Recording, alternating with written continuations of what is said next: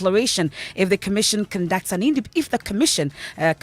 independent audit of results, insisting the matter cannot be swept under the carpet. If an independent audit is done by the EC, we bring somebody in to crunch the numbers, do an independent audit. If I lost, why not? I mean, I'll be the first to concede and, walk away.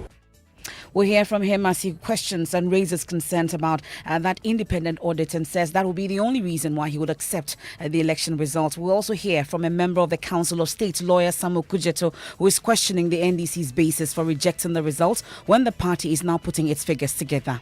You cannot manufacture stories to support your own negligence. Even if there was some error, it will still not affect the result because of the gap. How many errors have you seen in the process that you think affect the result? Also, heavy police and military presence at the EC regional office in Ashanti and Western North regions as opposition NDC intensifies its protest, calling on President Akufo-Addo to call the security services to order. And in business, economist Professor Godfrey Bokin fears planned international borrowings by government next year could come at a huge cost to the country. And in sports, the Black Satellites have qualified for the 2021 Under-20 AFCON after beating Niger in the semi-final of the WAFU Zone B Cup of Nations. Much later, also in the bulletin, the cost of electoral violence will tell you the story of a family of 7 in the Odododio constituency that has lost its breadwinner in the just-ended polls. He tells me that they are very much affected by his death because he is the one who takes care of the family. We have that and more in this edition of Newsnight. Please join us with your thoughts and comments. It's via WhatsApp 055-11-11997. I am Emefa Apawu. And I'm Ernest. And of course, we are also live on Facebook, on Twitter, on all our social media platforms. Please tweet at us. It's #Newsnight.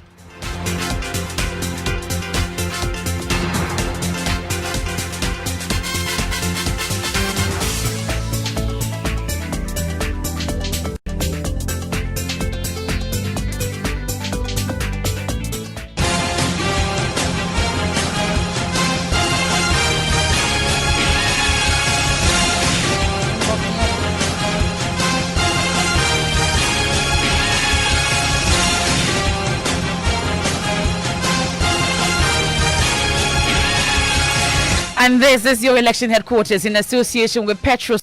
Clean fuel in full quantity. Cowbell Coffee, taste it, love it. Magdan Shipping and Logistics Limited, your total logistics partner. Padeva Limited, your home of modern furniture. DDP Outdoor Limited, 7 great brands. Festiva, adding flavors to your life. Utria Lotteries, star 787 hash, Ghana's premier and biggest jackpot lottery. And of course, HEPA Plus mixture for your general well-being.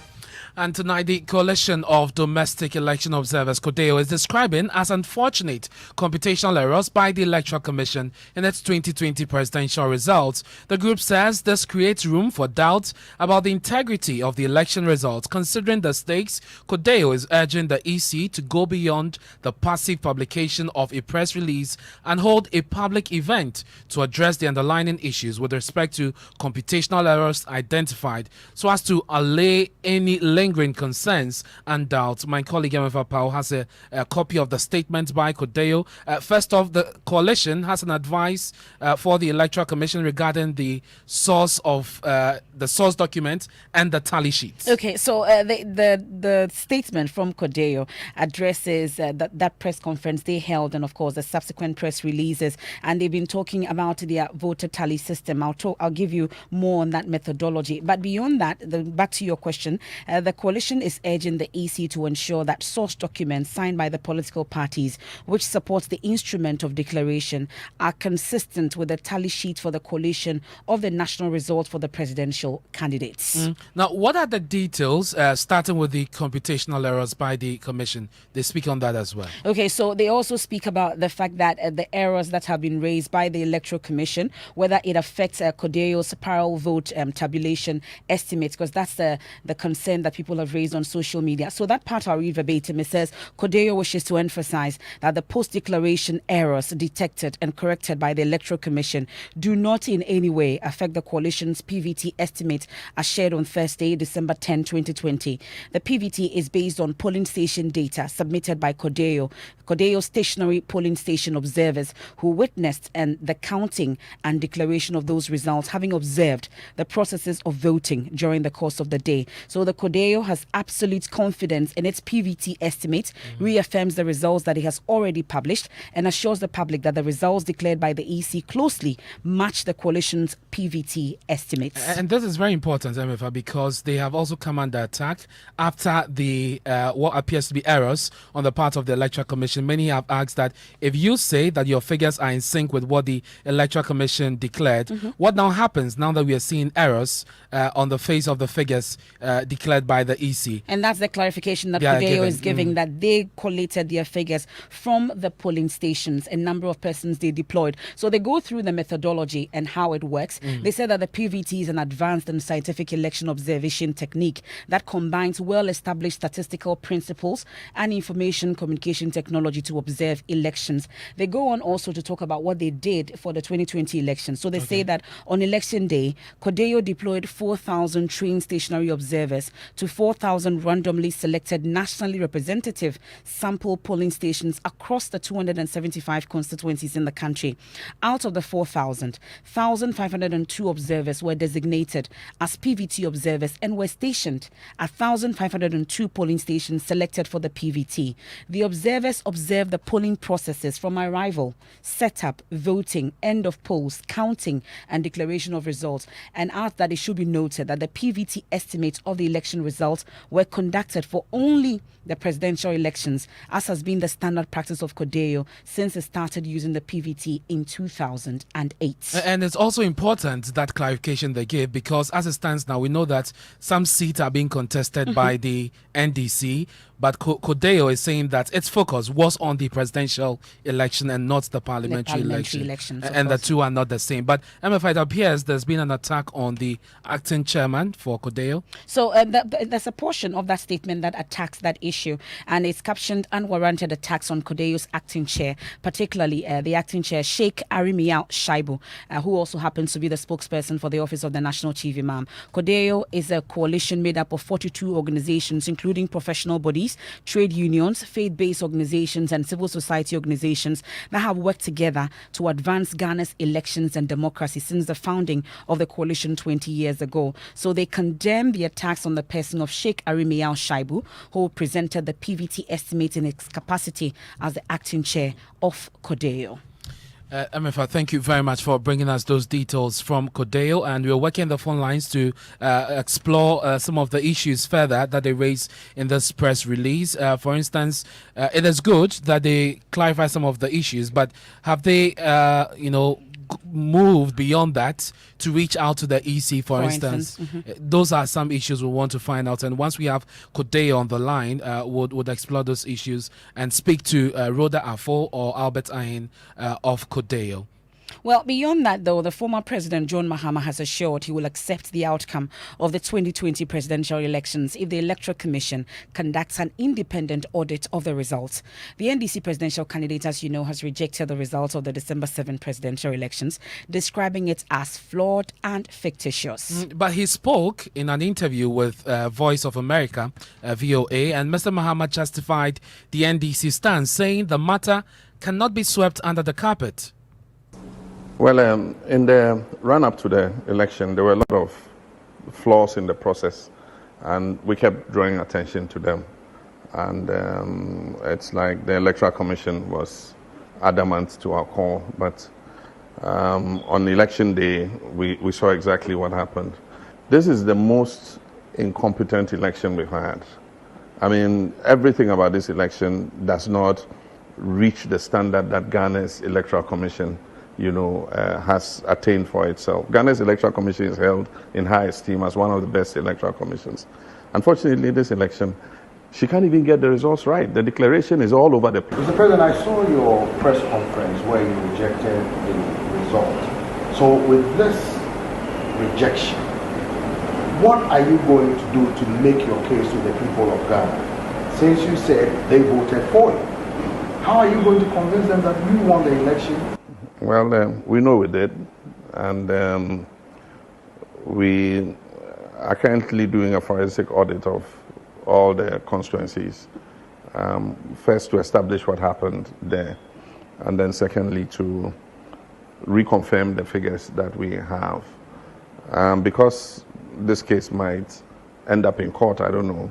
I cannot mention anything for now, but we're doing an audit, and based on that, we'll take whatever decision we need to take. But I think that the incompetence the EC has shown, it will be useful for us to do a forensic audit of the EC's own systems and the numbers to come to what the final number for the EC is. Because as of now, I don't know what number they're going to gazette. But Mr. President, what is your reaction to the African Union poll observer mission that came out saying that the elections were transparent, credible, and that most people were not prevented from voting? The ECOWAS poll observer mission led by Madam Johnson Sirleaf said the same thing, that it was peaceful and transparent.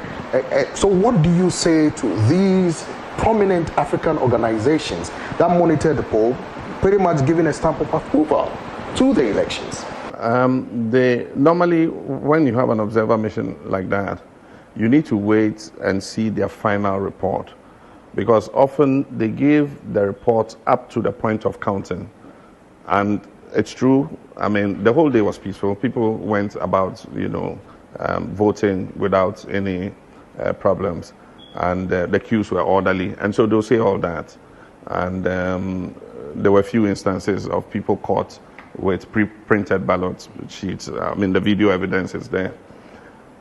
Normally, their final report will capture the collation process, and so this report does not capture the collation process, and a lot went wrong with the collation process. Mr. President, 4 years ago, when you lost the election, you handed over peacefully. I was here in Accra when you held a news conference that you had called then opposition leader Nana Addo Dankwa Akufo-Addo to concede. People are saying you have proven that you are a true Democrat. They said, why are you not doing the same thing now? In the interest of the more than 6 million people who voted for me, I must uphold our democracy and hold our Electoral Commission to higher standards, and hold this government to a higher standard in terms of our democracy. The way they've conducted this election, the government, President Akufo-Addo, and the Electoral Commission, is a dent to our democratic credentials as a government. And so, in my principles as a Democrat, I can't be seen to be sweeping it under the carpet and just letting it go. I think that we must bring closure to this by seeing exactly, where the issues are. And if an independent audit is done by the EC, we bring somebody in to crunch the numbers, do an independent audit. If I lost, why not? I'll be the first to concede and, walk away. But as long as that is not done, and I know that there was a deliberate attempt to subvert the will of the people in favor of the incumbent, it will be wrong for me in terms of our democratic practices to just leave it, because we will not learn the lessons of this election. I think that we must learn the lessons of this election so that we don't repeat it in a future one. And you had the former President John Mahama, of course, the presidential candidate of the opposition NDC, in that interview with Voice of America. And Mr. Mahama is expected to be in the Bono East regional capital, Techiman, on Wednesday. That's according to a statement released by the NDC in the Bono East region. And Emefa, since the elections were declared and the NDC raised opposition, rejecting actually the results declared by the Electoral Commission, there have been all manner of theories being thrown around, one of which says that this is a ploy by President Mahama to seek re-election, to be elected first of all as flag bearer of the NDC and eventually contest the 2024 elections. Well, guess who has put a voice to this? The General Secretary of the governing NPP, John Boadu, and he has challenged Mr. Mahama to publish his results projecting him as winner of the elections. Listen to John Boadu speaking at a news conference today. There's absolutely no doubt in anybody's mind that Nana Addo Dankwa Akufo-Addo won the 2020 poll emphatically and without doubt. No amount of whining can change that. Ladies and gentlemen of the media, it is important to state that John Dramani Mahama had from the onset declared his intention to reject the result of the election. He has impugned the integrity of the EC since the beginning of the year and signaled his unwillingness to accept the results of the poll. So we all know that he is playing according to a script.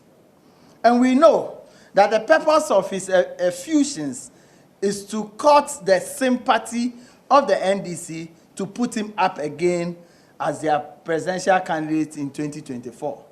Well, it is entirely up to him.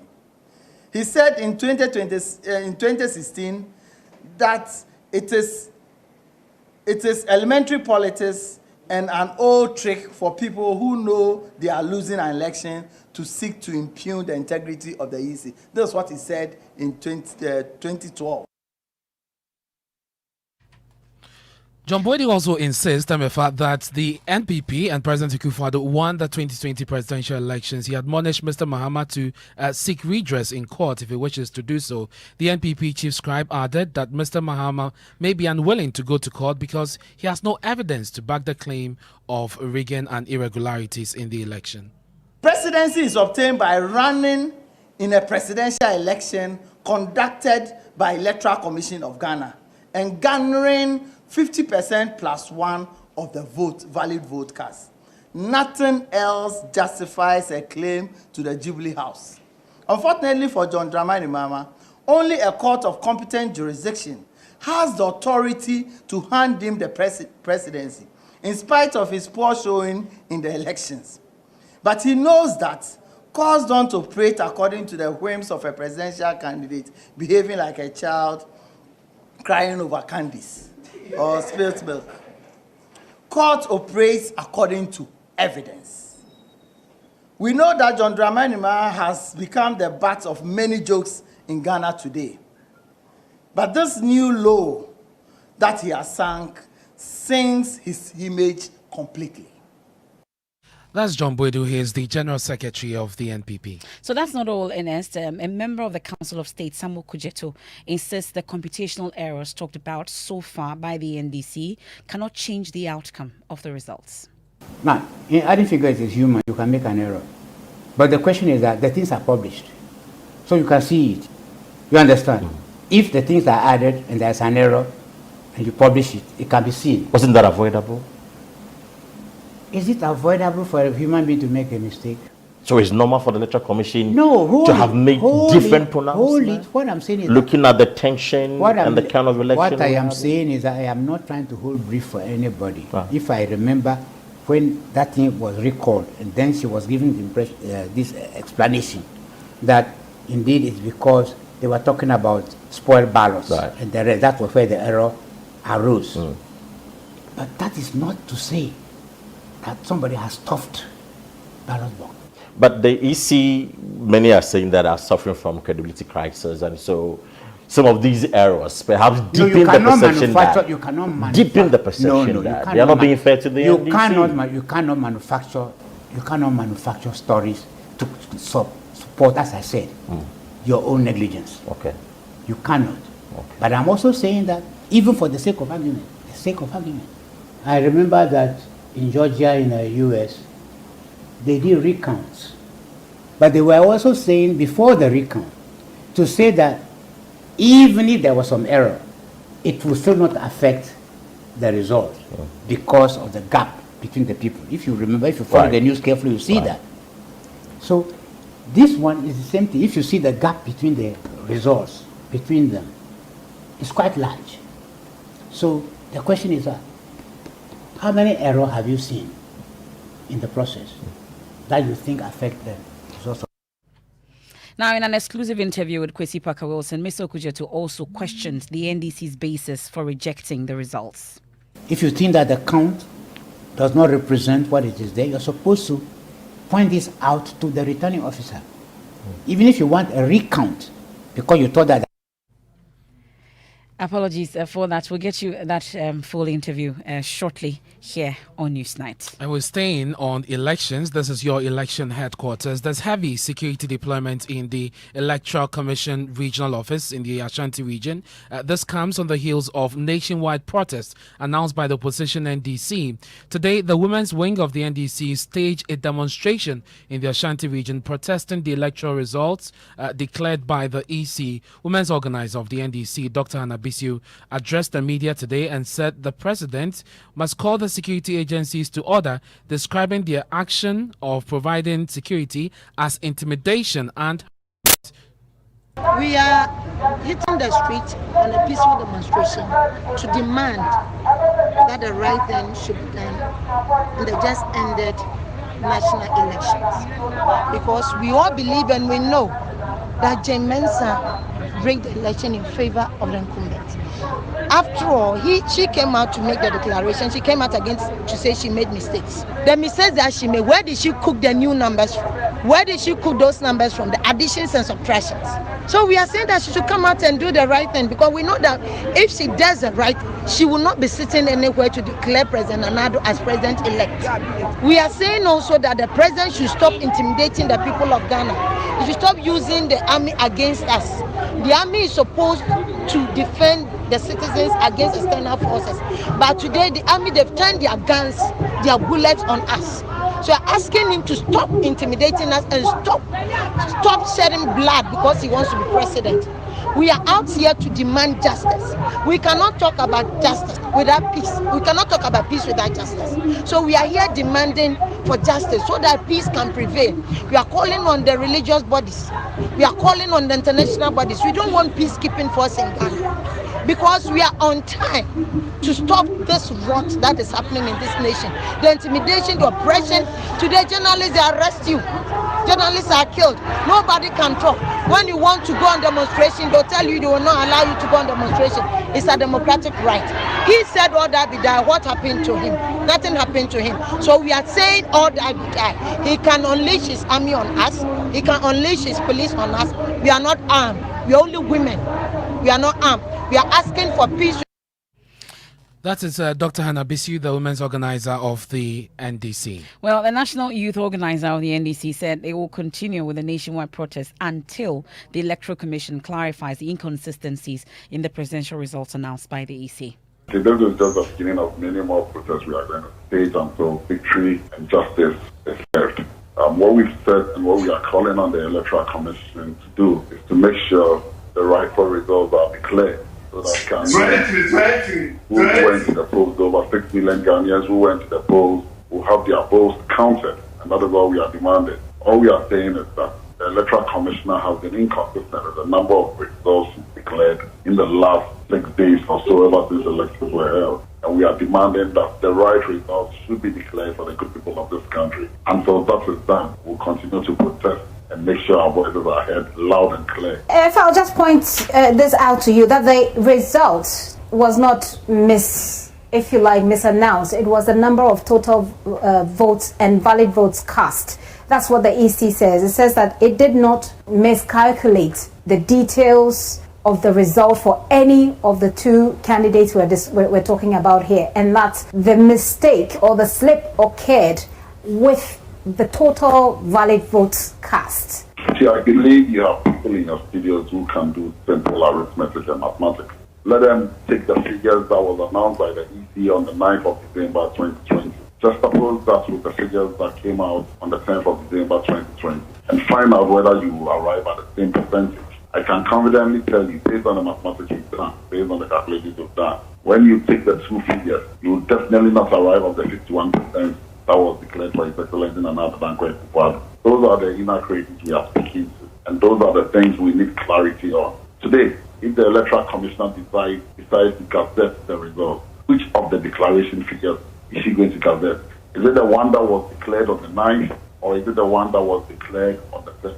Mind you, we work within a certain legal framework. The law is that the Electoral Commission can only declare the results once. If she intends to make any amendments to that declaration, it is only a court of competent jurisdiction that can make those pronouncements. That has not happened. That is George Pariado, the NDC's national youth organizer, and he made the point that the demonstrations will be nationwide. But the police also had cause to issue a statement today asking any group or political party that wants to demonstrate to notify them, as the law says, and that they are not going to take it lightly if people go ahead to demonstrate without giving them notice. Let's go to Kumasi and speak to Love FM's Nanel Jima, who covered this. Nanel, they intended to petition the EC. Did the EC receive the petition from the protesters? So the EC had sent an official to the gate of the premises to meet the NDC protesters and receive the petition if they had one. But unfortunately, didn't come with a petition. So the NDC failed to present a petition to the EC, who was ready to receive one. And you spoke to the Ashanti regional boss of the EC. What has he been telling you? All right, so he was also sent a petition before he can take any action, because according to him, they have done their work as they are expected to do, and they do not know why the NDC will hit the streets and protest. But if there's a reason, the NDC should put it on paper and present it to them. What can you say about security at the Ashanti regional office? Security was heavy at the regional office. There were policemen, and led by the Deputy Regional Police Commander, Mr. Ajem. The PRO of the Ashanti Region Police was also present. There were other military men who had taken over the premises of the Electoral Commission. They had taken over security at the premises. So I can say security today at the EC premises was very tight.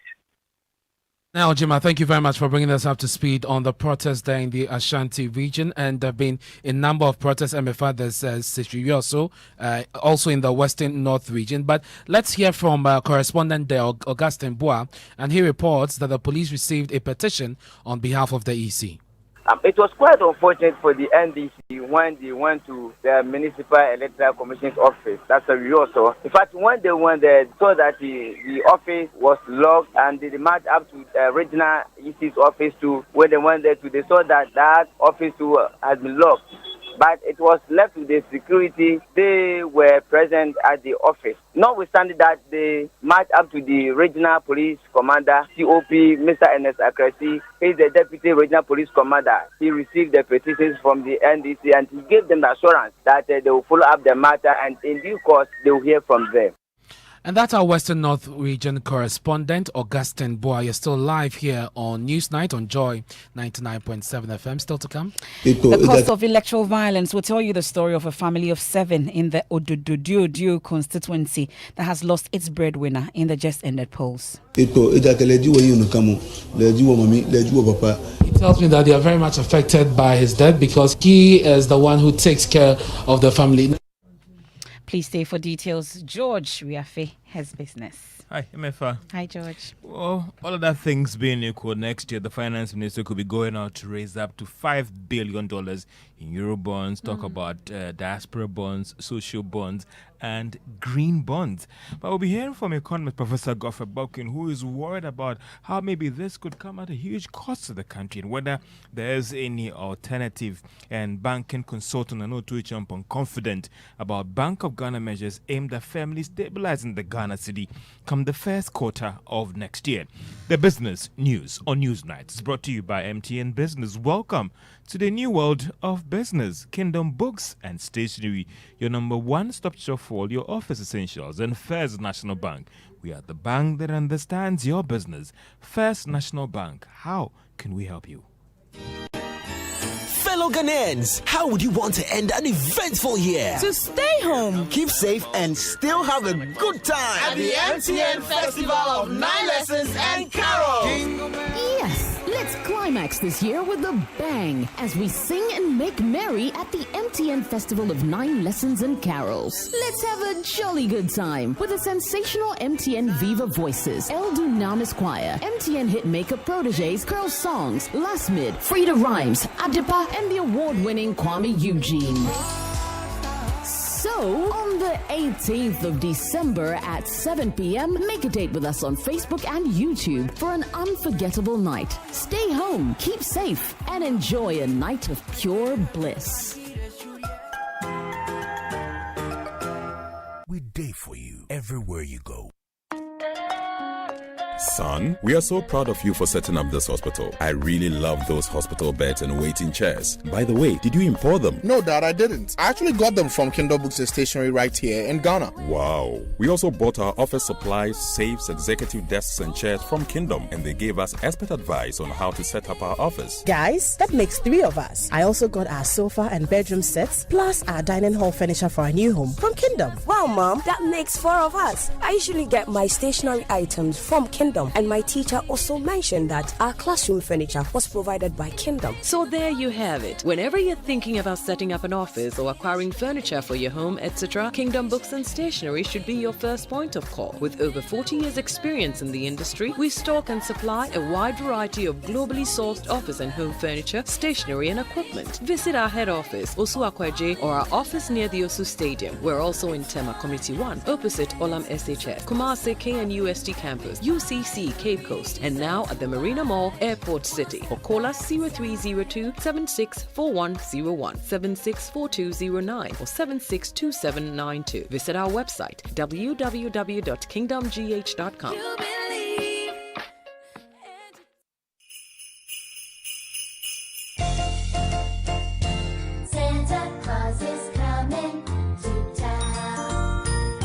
It's the season to be merry. Here on your superstation Joy 99.7 FM, we are giving you a joyous Christmas with the Joy Christmas Hour, starting from Monday the 14th of December through to the 26th of December. Join me, Doreen Ando, your joy bringer, for the Joy Christmas Hour, packed with loads and loads of giveaways for the whole family, especially the children. Stay tuned in between 1:15 p.m. and 2 p.m. for the Joy Christmas Hour. Get your children and the whole family on board as we rekindle the true essence and spirit of Christmas. Remember, there's no Christmas without joy. The Joy Christmas Hour is brought to you by Golden Tulip, Achediefie, Kids Choice Salon, Janelle Gift Shop, Starbites Food and Drinks, Dobeta Merchandise, and Eurostar Limousine. It's a joyous Christmas on the Joy Christmas Hour.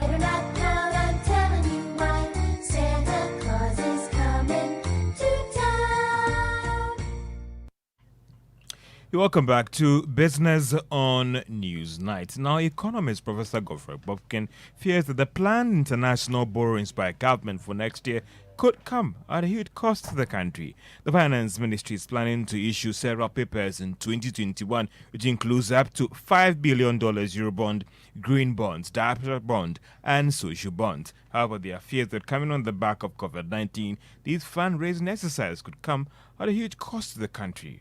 Professor Bobkin is also worried about whether there is an immediate alternative for the country. Precisely. But do we have an option? We don't. Practically, our revenue envelope has collapsed. Government still needs to provide safety nets, basically. At the same time, government is also mindful of macroeconomic stability. In the midst of all of this, the options are not there for us to do without going to the international market. We don't have an option. We have to bite the bullet. That is what lies ahead of us. Of course, we all do know that the rates, in terms of the interest rate at which you borrow, has implications for productivity growth. And it's the reason why we are particularly disadvantaged compared to advanced countries where they are able to finance their deficits without incurring higher interest costs. But we don't have that option. We go to the same international market and we have to obtain credit at a higher rate. Even if you get it at 6.5% or less than 8% or between 7% and 8%, it's still very high because it's dollar denominated. Do we have an option?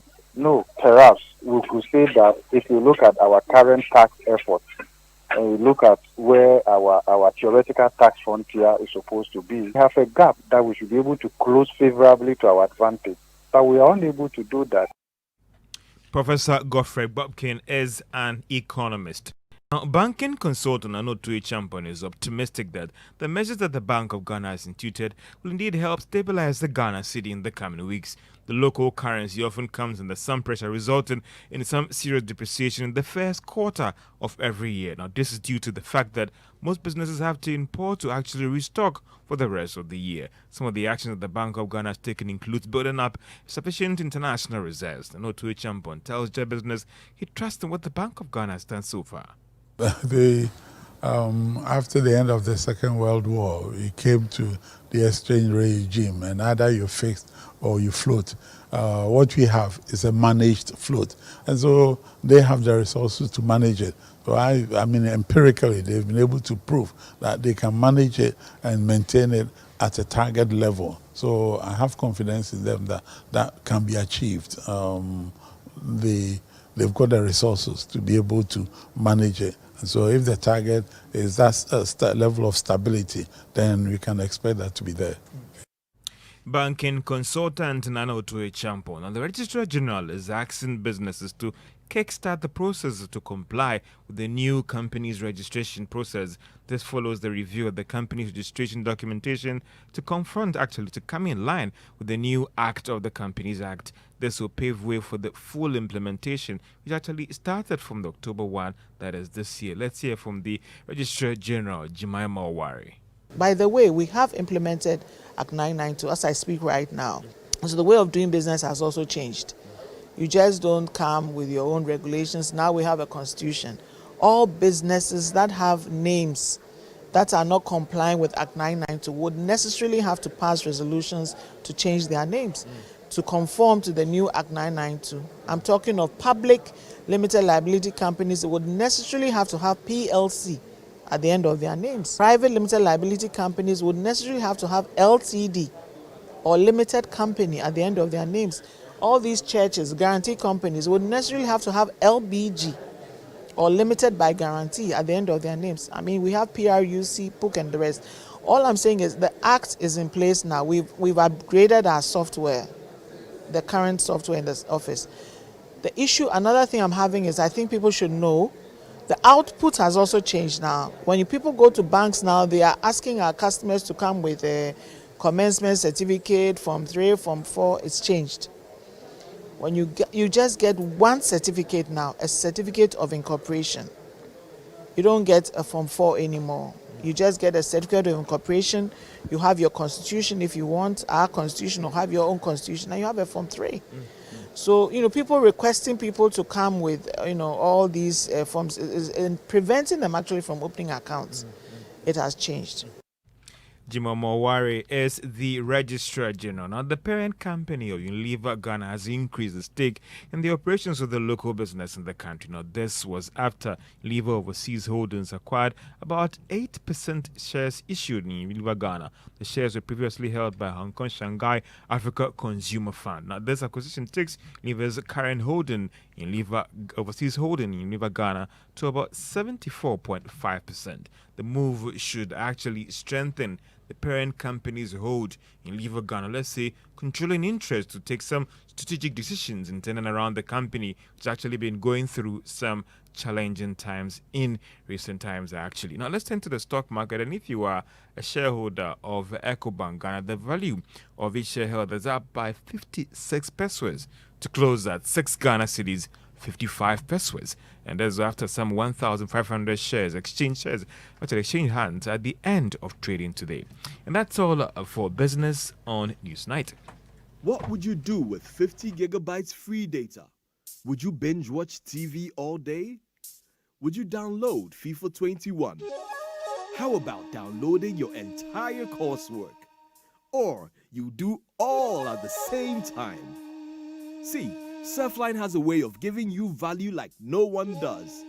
50 gigabytes free data when you get yourself a Surfline device. Now that's a sledgehammer. Don't miss out on anything. Get yourself a Surfline device today from any Surfline shop and get 50 gigabytes free data to do all you ever wanted on Ghana's only true 4G LTE network. Surfline, it's about time. With us here on Newsnight, and many thanks to Georgia Faith for the latest from the world of business. Shortly, we'll get into the world of sports, but we'll go back to our earlier story, Ernest. Yes, we'll hear from Samuel Okujeto, who has been speaking to my colleague Kwesi Parker in an exclusive interview about the elections and the aftermath, the rejection by the NDC. Well, he says they've got to prove their case. If you think that the count does not represent what it is there, you're supposed to point this out to the returning officer. Even if you want a recount, because you thought that there was some error, you are supposed to raise that there, so that if there is need to be a recount, the recount would have been done. Because if you don't do that, then whatever result is announced is meant to be authentic. If you have reason to believe that that was not authentic, of course you can challenge it. But the NDC has raised critical concerns about the authenticity of the result being declared at various constituencies, and also even the presidential result. They've cited instances where their party agent failed to sign the pink sheets, and yet the returning officers at the constituency level declared their opponent winners. Again, with the presidential election, they think the EC manipulated the figures in favor of the governing NPP. You get the point that if you refuse to sign the pink sheet, the returning officer is not supposed to go to your house to go and look for you to come and sign the pink sheet. If you refuse to sign it... But you disagree with the figures. And that is why you don't want to sign. No. If you disagree with the figure, you're supposed to challenge it there and then. It is not a post matter. You're supposed to challenge it there and then. Because you were there when they were counting the thing. You're supposed to participate in all that. Did you go out to sleep? So where were the agents when all this is supposed to be taking place? This is the whole issue. So does the NDC have a legitimate claim? Well, that's what I'm saying, that you cannot depend upon your own negligence to go and start attacking the Electoral Commission. Your own party supporters, they were even all allowed to be there. But they have talked about ballot stuffing at some point as well. How can there be ballots? That's what I'm asking. How can the ballot be stuffed? Under what circumstance is the ballot stuffed? So you want to say that the party agents at the polling station and the collation center perhaps did a poor job. That is why probably the NDC is crying foul. Well, they are crying. They should cry foul about the people, the kind of caliber of people they sent to the police station. Or because they were negligent, they want to put the blame on the electoral officers. Is that your own reading of the situation? That is my understanding. You are blaming the defeat of the NDC exactly, on your own negligence? I am saying that if it is not so, they should go to the court to go and challenge. Well, the NDC thinks that they won this election. Just that you cannot just say you won the election. If you win the election, days after the election, you are not telling me that you are trying to tabulate the pink sheet. If you have not tabulated the pink sheet, how did you come by your assumption that you won the election? This is simple logic. The pink sheet are the ones supposed to tell you what the results were. Now, if you did not tabulate the pink sheets to know what the result is, and to tell you this is not mathematics, it's only arithmetic. You don't even need the dumbest person can do it, because these days the computer adds it up. You don't have to do anything. So my understanding is there's no basis for John Mahama to have rejected the post. No, if it is not the right approach, because I'm just saying that you inflame sentiments. Okay. Look at what was happening at Shama, for example. Okay, sure. These are the things that we should avoid. I mean, it cuts across. Just this morning, the Electoral Commission in the Ashanti region have been closed down because NDC supporters are going there. That all it is not good for the image of the country. And I tell people that the image of the country is much more important than even me. That's Sam Okujeto. He's a lawyer and also a member of the Council of State. And let's do some messages that we've received so far via WhatsApp is 055-1111-997. This one from Baba Chairman in Tamale says the NDC will never be satisfied, irrespective of which institutions conduct any audit. They should go to court for the court to compel the EC to do an audit. And this one from Tuna Sankofa, it says that the EC was biased towards the NDC during, before and after the elections, and that's Napoleon Bonaparte Isuma sent us that message there. This one says, good evening, Emefa. I'm disappointed in John Mahama as a statesman and a former president who can disrespect the constitution. who can disrespect the constitution he swore to protect and defend years back? Desperation is immortality. I don't know what that means, Emefa. That's Abdulaziz. So there's one also here from Cashboy. He says, I think John Boyde should stop wasting our ears and tell the good people of this country the truth, because Ghanaians are now discerning enough. AU Farouk in Tamale says, yes, the NDC will not accept a fraudulent and flawed election. The NPP cannot destroy the democracy of Ghana. Says lawyer Sam Okujetu should kindly listen to the analysis of the election results done by Dr. Moses Aheto, and this from Philip, North Legon. This must be read. Well, we read it, Philip. We read it for you. So, Sir Prempe in Legon says, His Excellency John Mahama and NDC should go to court to seek redress rather than creating tension in the country. So, and then Eric Kwawina Flower says, our brothers and sisters in NDC should know that going on the street for protest to challenge the outcome of the election will not yield any good results. There's no way you can fight a losing battle. Keep them coming. We are live on Facebook as well. We're also live on YouTube. It's Joy FM. And we are live on Twitter. Hans is here, and he has the latest in the world of sports. Well, I've got good news because Ghana will be playing at the Under-20 Africa Cup of Nations later in 2021. The Black Satellites have done that by beating Niger at the Wafu Zone B Under-20 Championship via penalty shootout. So Ghana has actually won a game. Via the penalty shootouts.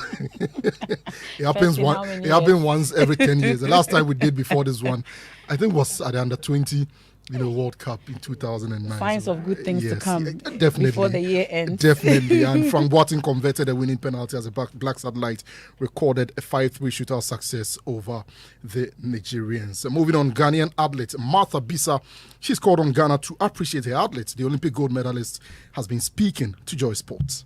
For Ghana, I don't really need anything much from Ghana, but Ghana have to appreciate the athlete they have, an athlete that they know they are capable of doing great things. They have to take care of the athlete. They have to make sure the athlete is good, like he's in a perfect place. They know the athlete's welfare or their well-being.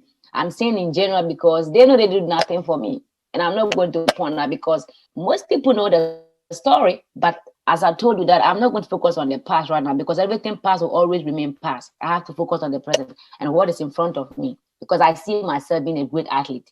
More than that, God used that Olympic gold medal as an example for people to know what he's going to do to me. So what I want Ghana to know that they need to take care of their athletes. They need to encourage the athletes. That's Martha Bisa speaking there, and she graduated from the university in the United States, and of course combining sports and education. That's your sport. Thank you very much, Hans. Ghana needs to take care of their athletes. Well said there. Whilst the December 7 general elections was largely peaceful, it also represents the darkest moment for some families this year. 5 people lost their lives in the course of the polls in the Odododio constituency here in Accra, one of the traditional electoral hotspots. 2 people lost their lives during the polls. Ernest, Manu, my colleague here, who covered the Odododio constituency, reluctantly went back there and now brings us the story of a family of 7 who have lost their breadwinner. Odododio constituency with over 58 hotspots and violent clashes ahead of the 2020 polls. It was the expectation of security analysts that security will be beefed up to avert or control violence. Unfortunately, 2 people died before the final declaration of results. So we're here at Abola, a community in the Odododio constituency. A young man, 36 years old, Emmanuel Dompre, lost his life. From what we understand, he was an agent for the opposition NDC. I'm George Sampa. Okay, and you were with him when the incident happened? Right there, I'm with him right there. Okay. We were there as soon as the polls ended. So the MPP were jubilating. They said they found the parliamentary seat. We were all there at the hotel when the episode. They started jubilating and started doing their jama. Model Hotel at Koloko. So we were there knowing the MPP jama. They come along with bottles, plastic, stones. So we were there with the Emmanuel Dompre, our brother who was just demise. So we run away, but we don't know where our brother passed before he met his untimely death. What kind of person was he? Oh, he was a cool guy, soft boy. And what was he doing for a living? Oh, he worked at post service. I meet two of his brothers. Apawu tells me how he received the news. And he's telling me that he's the eldest of them. There are 7 brothers. And he heard the news when he went to Choko. He received a phone call and was told that the brother had been shot. The brothers tell me the family is deeply affected by the death of Emmanuel Dompre. They will miss him. He